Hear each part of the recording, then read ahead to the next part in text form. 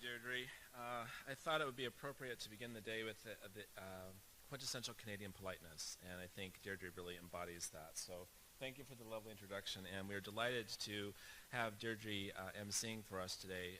It has been a pleasure knowing her and working with her throughout my career, so she definitely brings a ray of light and some sunshine to what we do. So thanks, Deirdre, for offering to help out.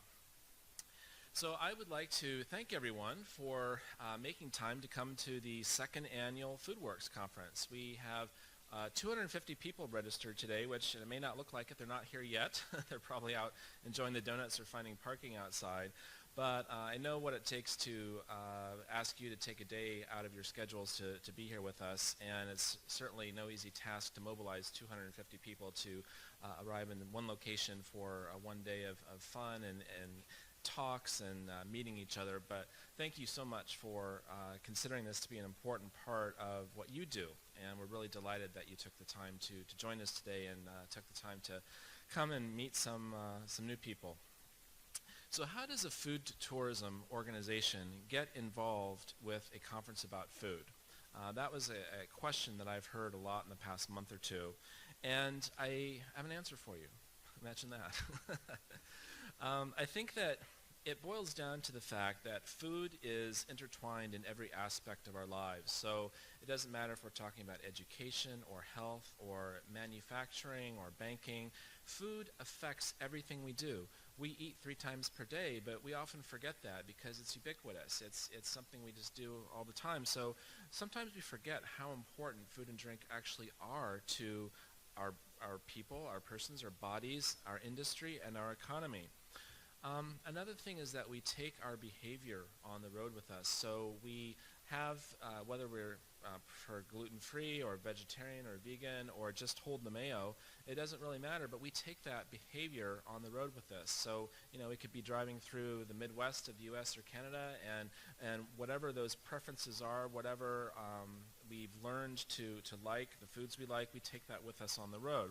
So we also travel in our own towns. So even in a place like Portland, where, let's say you live on the west side, maybe you don't get over to the east side so much, or vice versa. Or maybe you live in North Portland and you don't get down to Lake Oswego or Wilsonville very much. Well, we can be a visitor or a traveler in our own towns. So I think it boils down to the fact that it is that ubiquity of food and drink, that learned behavior. We take that on the road with us, and what better place to talk about food tourism than starting that conversation at home with what we do at home. And I'd just like to say that there are 10 states represented here and provinces, and 3 countries at FoodWorks today. So that's quite a feat.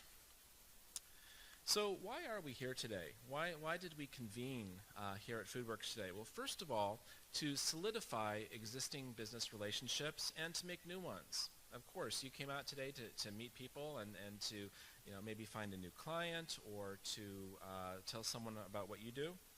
We also are here to learn from luminaries like the speakers that we've got lined up today. We're also here to enjoy the great food and drink, and we've got a lot of it throughout the day for you. A lot of great folks out there who are sampling their products for you. We've got a great lunch plan for you. And folks out in the lobby are really excited to showcase a lot of their products to you, which some of them are new products on the market that you may have not heard of before. And for visitors to Portland and Oregon, this is our chance to show you what the world is talking about. You see, eating is our biggest sport here in Portland. And Oregon is kind of a Disneyland for food and drink. And you know what? We're okay with that. But also, we're here for you. We are potential partners to you, and we bring innovation to our industries. So just keep that in mind throughout the day, that we're here as a resource for you.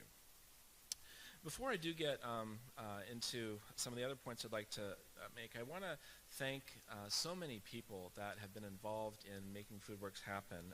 The volunteers, my team in the association, the speakers who've all been fantastic to work with, our sponsors who have been so generous, and our marketing partners who have really helped tremendously to make this happen. Without their help, we would not be sitting here today. And I would like to extend a genuine, heartfelt thanks.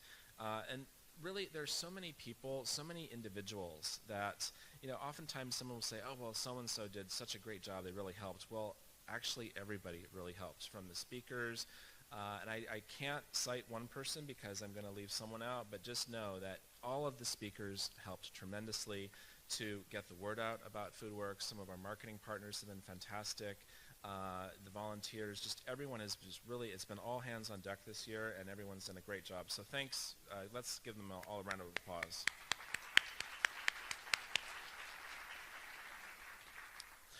And also, I'd like to thank you. Food awareness is a movement, and by being here today, you're now part of that. So let's work together to spread that. So what does the World Food Travel Association do? That's another question I've heard about, and sometimes people are a bit nonplussed about this organization and why are you in Portland and what is food tourism and all of that. Well, we've been around for about 12 years, and originally we were focused really only on education and research in the food tourism industry, and that's how I came to get to know Deirdre. And that's still a very strong suit of ours. An example of that is the Have Forkable Travel book that just came out this past week, and that's available in the lobby. But we're also getting more into networking and matchmaking, and that is evident in our new World Food Travel Summit format, which will launch in Portugal next year. And you will hear from Jose right at the start of when we pick up after lunch today. Jose from Portugal, he leads our affiliate in Portugal, and that is where our summit is, April 8 to 11 next year. And the format is changed because we realize that people really want more of that opportunity to network, to get to know each other, to do business together. They need the sales and marketing help, a little less on the education. It's still important, but more sales and marketing help, more to get to know resources, and that's how we're evolving. And speaking of affiliates, we did launch our affiliate network last month, and it's kind of like chapters but better, a more modern approach to chapters. We will be confirming New Zealand and Ecuador this month as well as affiliates, and we're also looking to create affiliates in Oregon, Washington, British Columbia, and other states. So if you might be interested in getting involved in that, at the end of the day in the survey there's a place where you can indicate that you would like to do that. We also have a new ambassador program, and this is just another example of how we're innovative and cutting edge. The ambassador program is designed for individuals who are passionate about promoting food and drink in their areas, or who just like the work that our association does. You are our voice in your local area, and if you're interested in participating as an ambassador, you can do the same and indicate on your survey form later today, and we'd be delighted to work with you, and no charge for that, of course. Speaking of affiliates, we do need the affiliates in Oregon, Washington, and BC that I was talking about. We do have a new Cascadian Cuisine Regional Food Tourism Branding Initiative that we're working on. We had a meeting about that yesterday, and we had folks from all over, and it was fantastic. The goal of this program is to draw attention to our entire region for our food and drink.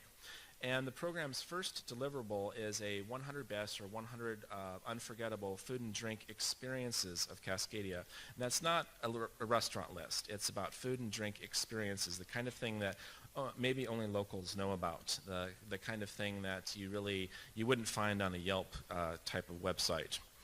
And possibly also a printed booklet, and most definitely an app. And if you're interested in getting involved in that as well, we would love to hear from you, and you can indicate on the survey form. I'd also like to acknowledge any of our certification graduates in the room. Do we have any CCTP graduates here? A few of you? Great, welcome. Hi, Lynn. There's a lot more that we do behind the scenes, like working with the media, our certification program, mystery shopping, seminars, and destination food tourism strategies, but I'm not going to bore you with that today. Just know that we're quite engaged in our community, and we love doing what we do. So back to FoodWorks. What is FoodWorks really? Well, the roots of FoodWorks are partly because we evolved as an organization. Like I was saying before, how we needed to go back and look at how we were getting our food behaviors, and then those are the behaviors that we take on the road. So we decided to go back to the source and look at it from that perspective. But there are plenty of other food industry conferences out there that serve different needs and interests, and that's great. And we're another one that really looks at those food issues from a slightly different angle. And that's another question I heard. Well, how is FoodWorks different? What is FoodWorks? What is the future of food? And so on. Well, we're trying to position FoodWorks as being something really unique, looking at the future of food. So what is absolutely cutting edge? What are the issues that are going to be affecting us in 5 or 10 years from now? FoodWorks is also for everyone. We say calling all foodies. So it's not just a trade event. It's not just a consumer event. We have both trade and consumers here. We have journalists, students. It's really for everyone who cares about food. And we wanted to be a great partner and bring you innovative talks and innovative speakers, people that maybe you haven't heard of before. We're not going to go down a strong sustainability path, for example. We know that's important, but a lot of other people are talking about that, so we don't also need to talk about that, although that does come into some of our talks. So our collective behavior is evolving, and you're part of that evolution. FoodWorks supports our collective transition towards better understanding of our relationship with food. And with that, I would like to thank you again for coming, and I think that Deirdre would like to introduce our very first speaker today. So thank you so much.